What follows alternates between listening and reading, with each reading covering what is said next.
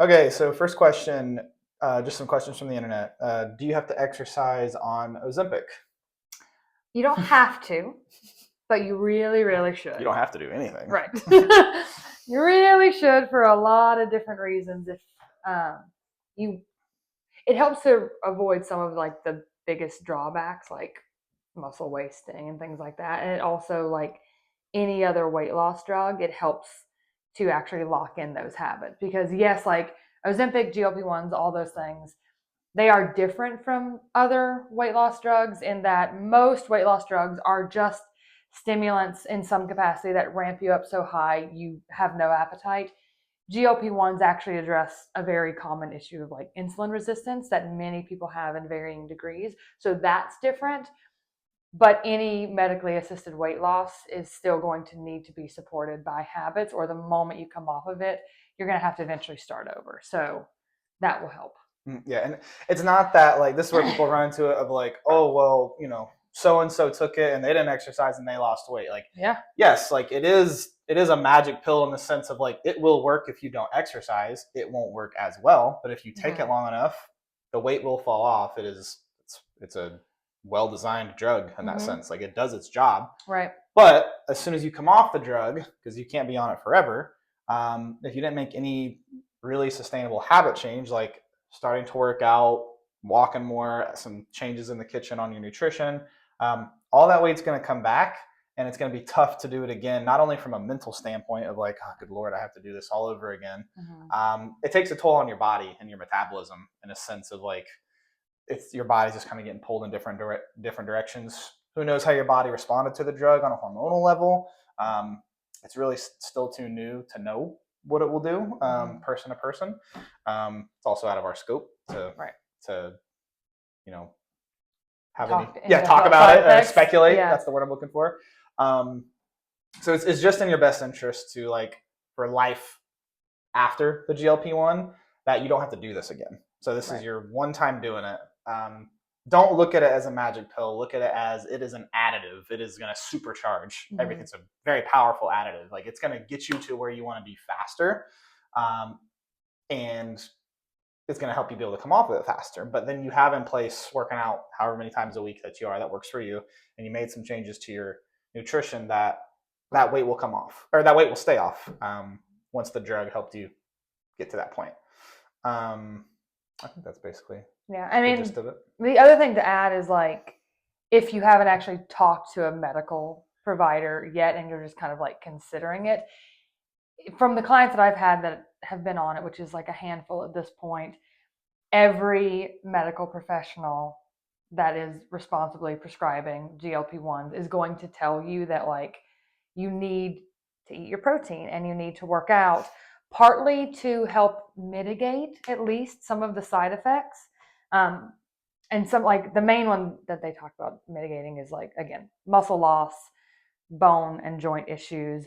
But to some degree, there's speculation right now, again, from the doctors, this is not me, but there's speculation right now that it can actually help with some of the other side effects like nausea. It doesn't make it go away, but it can help to reduce it. And Mm-hmm. like anecdotally, I'll say that my clients that have been on it, when they're active, those symptoms are better. So, Mm-hmm. Yeah, and then just put a cap on this one before we move on. There is a NBC News actually posted about it. mm, There's a recent studies being done, and it's still too early for anything to be like concrete, like very black and white. But like there's early indications of like you're at a higher risk for to develop osteoporosis.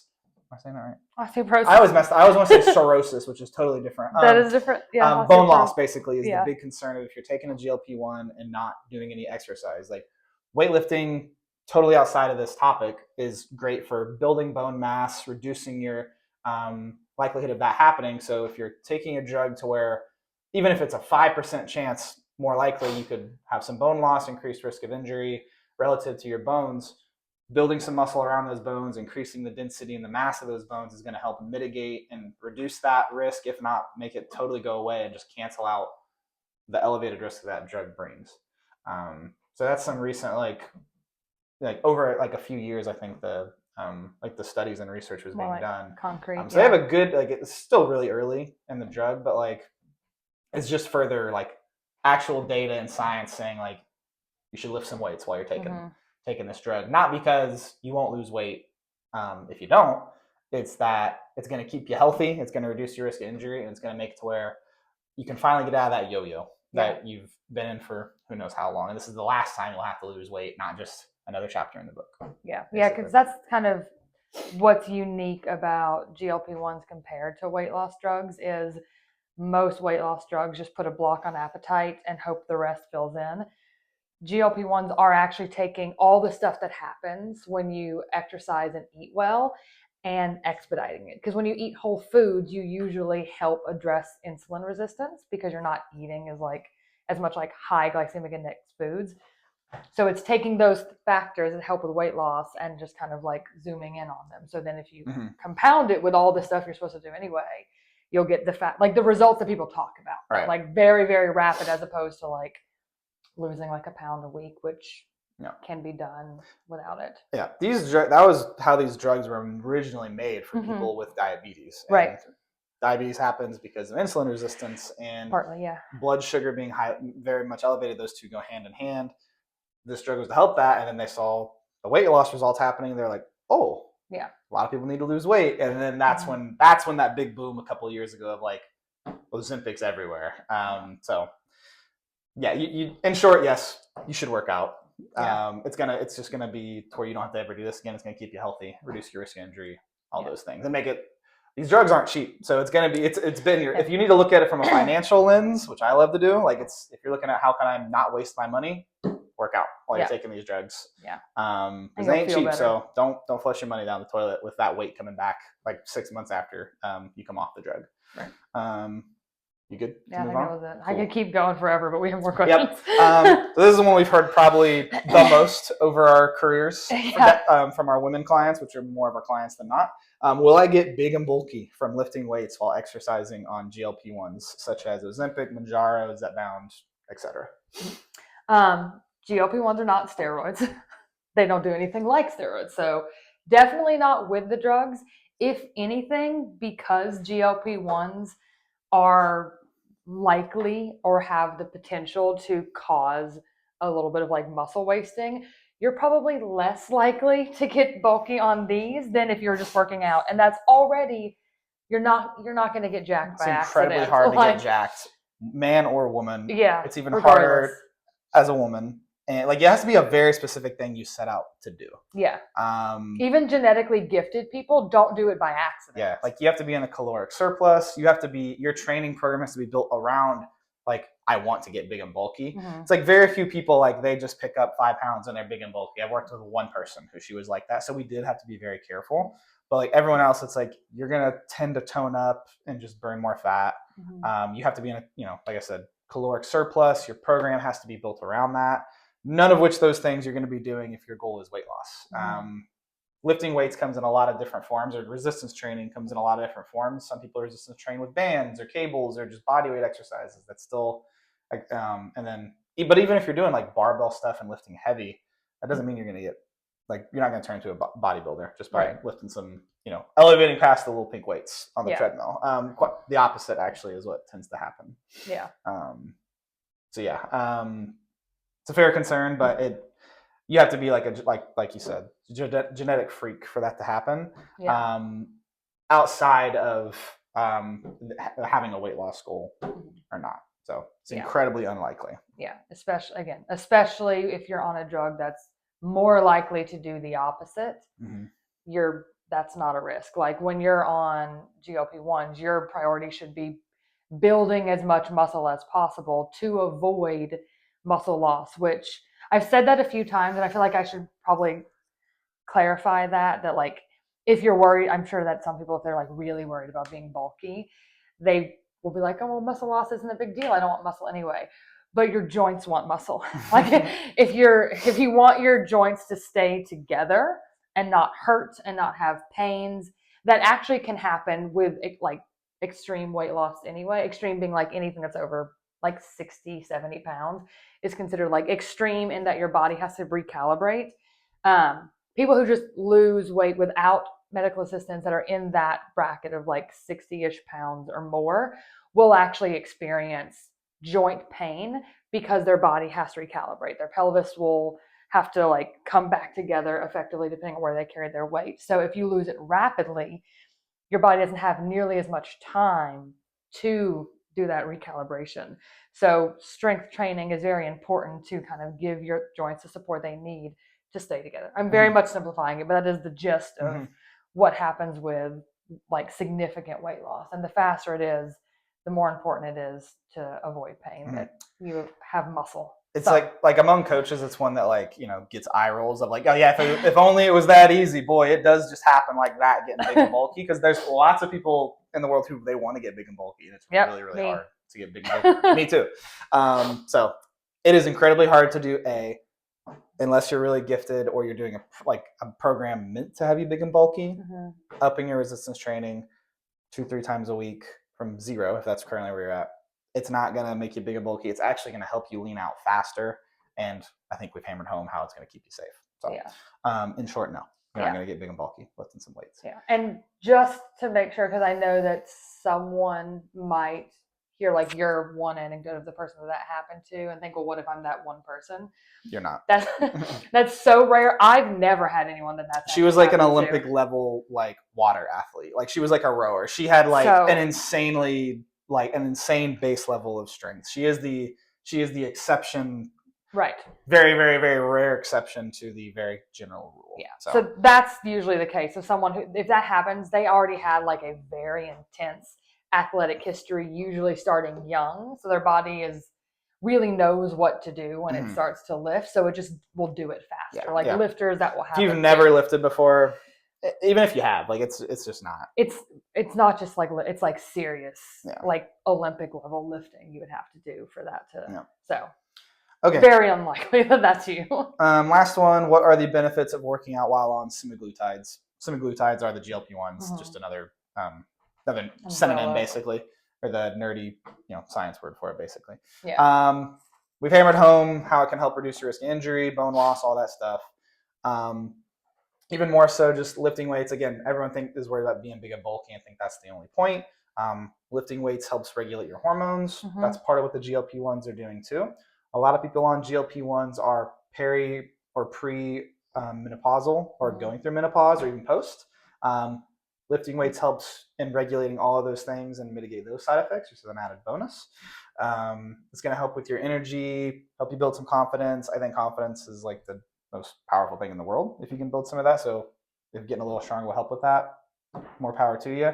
And then just help you being functionally strong and like we don't work out for because we're just workout nuts. Like we enjoy it, we find ways to make it fun, but we do it as like to help us do the things we love to do. Like I like to golf, I like to be able to run around, do whatever sports I want to do. I want to be able to do whatever around the house and not be in pain and be strong enough to do so, and just keep myself from hurting myself. Your hobbies might be like going to play tennis or gardening or whatever your physical hobby is, as extreme or not extreme as it is. It could also just be as simple as like I want to be able to play with my kids, get on the ground with my kids or grandkids for as long as possible. Weightlifting helps with, and like we have clients, their whole program is formed around that. Like a lot of our clients are parents, probably more than not, and like we're putting stuff in to help not only their mobility but the strength to be down and hanging out with kids on the ground and chasing them around. So form your program, form your goals beyond the vanity of like, I want to lose 40 pounds or how much weight it may be. Have your vanity goal, because that is important. There's nothing wrong with vanity, but it's only going to take you so far. Use that vanity to get you active and get you starting these things, but have a deeper why, as we like to coach our clients up on, that will actually keep you going, especially in those days and weeks where life really kicks you in the face. You need more than the vanity to keep going and kind of power through those tough weeks that the last thing you want to do is go to the gym or eat that boring healthy meal, whatever it may be. So energy, confidence, hormonal regulation. Those are some of the general kind of benefits of working out. Anything for you to add? I mean, this question's like similar to the first one in a lot of ways, but it is. We already addressed like reducing side effects and muscle loss, bone health, all that fun stuff. And then this is a little off topic, but since you were talking about the benefits of hobbies, is like if you are about to start any sort of weight loss help path with or without GLP-1s, really trying to find some sort of activity or something that requires moving your body around for any period of time. Try to find that as soon as possible, because the reality of weight loss, even on GLP-1s, is it is not linear. It is never going to be linear. It's closer to linear on GLP-1s, but it's still not linear. And it really punches you in the gut if all you're focused on is that scale number going down. Yep. And if it goes up half a pound or a fraction of a pound, I've seen so many people like spiral and not want to go to the gym anymore because it feels like a waste of time. And that's fair, When because it's literally just water. Yeah, like it. But if that's what's happening, like, yeah, it'd probably feel like a waste of time to me too if I was doing anything and I started taking steps backward, but I felt like I didn't change or do less. I would be frustrated too and want to give up. Yeah. So having something else where you can see improvements in how your body behaves or moves in space will get you through those inevitable ups and downs when you're focusing on weight loss or any other aesthetic, because that's applicable too. Like if your goal is to have a six pack, that's also not linear, because every time everything you eat changes what your abs look like, and then your stress changes what your abs look like. So like the aesthetic goals are fine, and they are how like 90% of people get their foot in the door, but like really having a focus on, if nothing else, paying attention to how your body feels just moving through your day, and like having an awareness of that will help you notice those improvements if the aesthetic things aren't moving at that perfectly linear pace that weight loss ads like to make us think it does. Yep. So process oriented, not results oriented, which is a whole nother rant we could go on, but another video. Focus on going to the gym 3 times a week, not what that should be doing for you, because the result's going to take care of itself if you're sticking true to your process. So I think that's it. I think that's good. I think so. I'm trying to think of, because you already addressed that the workouts help with hormones. Working out also helps with like insulin resistance, which is the main thing that GLP-1s do. So yeah, like everything else, the kind of theme of this is working out makes it all faster and makes it last longer. If you want like a quick just takeaway, like if you work out, it'll go faster and it'll be way closer to permanent than it would if you just took the drug and hoped that was enough. Because if you haven't learned anything in the process, then you don't have a baseline to move forward from once you've hit your goal. So if you're just starting to take this drug, one thing that's just a free thing to take is really good, just along the lines of like blood sugar and hormones being regulated. Walking right after a meal has been found. There's studies and research you can go check out for yourself, but really great results for bringing blood sugar back down right after a meal, because after we eat, especially if it's a really carb heavy or GI high kind of meal, hopefully you're making those changes like we said, but even if it's like a really clean meal, your blood sugar is going to spike. That's just how our body works. So we want to get that back down as effectively as possible. Your body gets better at that over time, but right after you eat lunch or dinner, ideally both, go for even just a quick 5-minute super gentle walk. It could be around the house, it could be in the yard, around the neighborhood. It's a crappy day of weather, even just kind of moving around the house, like do a quick tidy. Even just for a few minutes. It's better than eating and then slumping on the couch, and just your digestion is going to be so much slower, and your metabolism and your blood sugar is going to stay up here. And then especially after dinner, you might go to bed with elevated blood sugar, and it can just that kind of snowball. That's really tough to stop that momentum, and that's why weight loss can just feel insanely frustrating for so many people. It really all does boil down to blood sugar and regulating that, and then we can get the snowball rolling in a good direction of metabolism is firing, your body's becoming an oven as far as burning fat, as far as that. So walking after meals and start really light, incorporating some resistance training. Those both go a really, really long way, even if they're just very bare bones and very, very simple exercises. I think that's it. I mean, the last thing is, I'm assuming that anyone that's like looking this up is like maybe on the fence about if they need GLP-1s, if they should take GLP-1s, or they want the benefit, but they don't know if they're in the right category, they don't qualify. If you're really on the fence and you're kind of leaning toward not taking them for whatever reason, which is entirely your choice. If you're leaning toward not taking them, but you would really love some of the stuff that it does, if nothing else, if you make that decision and you want to not take them and you want the benefits, just look up low glycemic index diets and foods. That is also how you reduce insulin resistance, and will do the same, slower, but it'll do like the same thing. So if you're leaning away from it, but you like those benefits, like if you look into that, you might find that that is a better fit for you if you're not in like a medically necessary category, obviously. So that is just another research point. Or you could do both at the same time, and that would be great. Yep. Okay. Yeah.